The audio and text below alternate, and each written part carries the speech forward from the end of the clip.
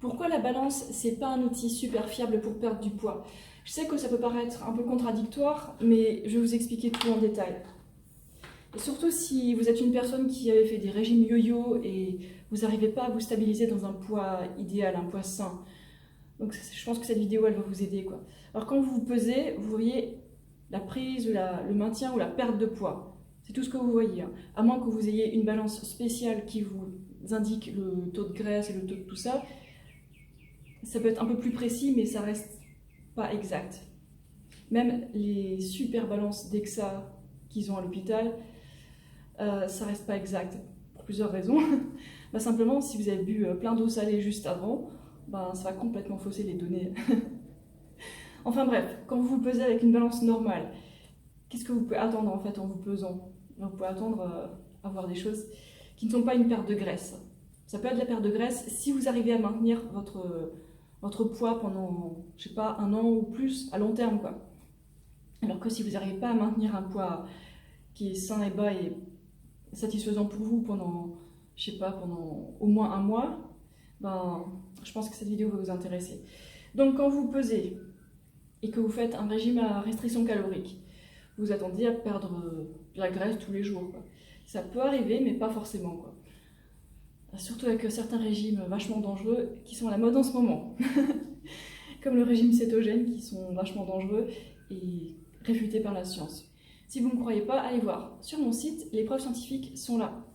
Donc quand vous perdez du poids, ça peut être simplement que vous avez perdu vos réserves de glycogène. Alors c'est quoi ces réserves de glycogène? En fait, c'est des réserves de glucides dans le foie et les muscles.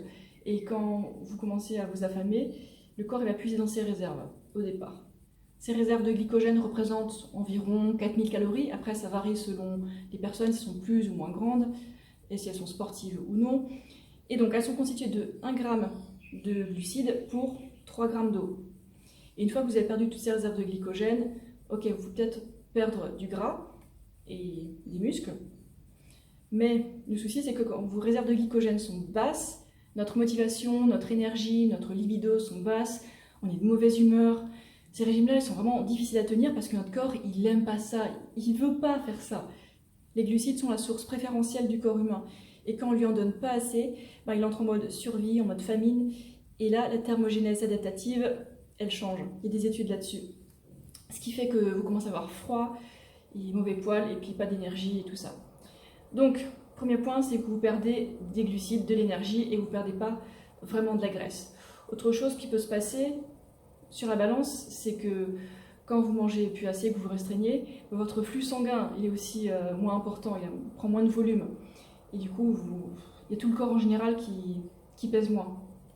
Sachant que notre sang, il pèse environ 6 litres, si je ne me plante pas.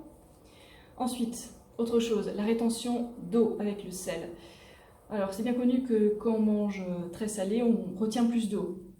Et quand on commence à manger plus propre, moins industriel, moins salé, et là, en fait, on perd beaucoup de sel en excès, et du coup, on perd en même temps un excès d'eau.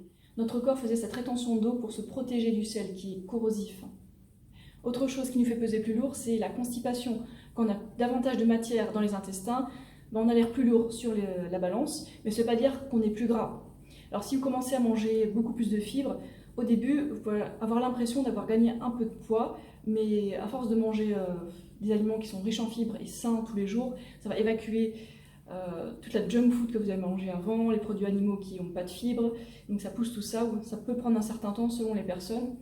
Donc en fonction de ce que vous avez mangé la veille, vous avez plus ou moins de poids de matière dans les intestins, et ça peut vous faire croire que vous avez pris ou perdu de la graisse, alors qu'en fait, c'est juste passager. Donc ce qu'on trimballe dans nos intestins, c'est pas du tout synonyme de graisse corporelle qu'on a dans le tissu adipeux, pas du tout.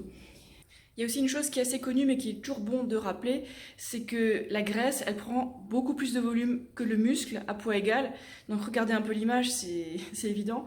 Donc si vous commencez à faire du sport et que vous ne perdez pas de poids et que vous pouvez même gagner du poids, vous pouvez quand même devenir plus mince, visiblement plus mince. Donc zen, c'est pas parce que vous prenez du poids sur la balance que vous prenez forcément de la graisse. Donc maintenant que vous savez qu'une prise de poids ou une perte de poids qui s'affiche là, c'est pas forcément synonyme d'une prise de graisse ou une perte de graisse. Une vraie perte de graisse est visible à long terme. Donc moi, je vous encourage à pas trop faire attention à la balance. S'il y en a une ici, c'est parce que mon chéri, en fait, il aime bien surveiller ça. Mais moi, j'aurais jamais acheté une balance. Enfin, non. Je vois très bien si j'ai pris ou perdu de la graisse, rien qu'en regardant comment je rentre dans mon pantalon, par exemple. Ou alors comment mes muscles sont visibles ou pas, quoi. Un autre souci avec le pèse-personne, c'est qu'il exerce une pression sur le mental des gens. Ça contribue au stress et à une faible estime de soi. Donc moi, je vous encourage même pas à avoir une balance chez vous. Oubliez ça. À la limite, si vous voulez voir vos progrès, vous faites une photo devant le miroir tous les 6 mois et vous voyez comment ça évolue. Donc là, vous voyez si votre régime il marche ou pas, quoi. Mais bon, les régimes, je suis vraiment pas pour. Je suis pour une alimentation saine toute l'année avec un peu de junk food vegan. Si vous avez des fringales, c'est clairement que vous manquez de quelque chose. Et souvent, c'est que vous manquez de glucides. Et autre chose, ne vous forcez pas à manger les quantités que mange, je sais pas, un marathonien, une marathonienne, etc. Mangez la quantité qui vous correspond à vous. Et ne vous forcez pas à manger, par exemple, des légumes que vous n'aimez pas. Trouvez quelque chose que vous aimez, quelque chose de sain que vous aimez. Et autorisez-vous aussi à côté quelques trucs qui sont un peu plus industriels, plus transformés, parce que ça satisfait les fringales, quand même, mine de rien. Pour finir, j'ai ajouté une nouvelle section sur mon site web. Donc c'est l'onglet qui s'appelle Produits recommandés. Et là, je vous indique plein de livres sur la nutrition que je recommande et qui citent plein de sources scientifiques, donc c'est génial. Dans l'onglet e-book, j'ai aussi un plan repas et un e-book concernant la perte de poids saine, durable et éthique grâce à l'alimentation. Ok, j'espère que ça va vous plaire. Allez voir tout ça. Et autre chose, ah oui, concernant mon e-book et mon plan repas, si vous avez des critiques à formuler, si vous aimez bien ça, donc vous pouvez laisser dans les commentaires ce que vous pensez pour que les personnes qui passent après sur mon site voient l'avis d'autres personnes, quoi. Ce serait bien. Allez, merci d'avoir regardé cette vidéo, je vous laisse. Ciao!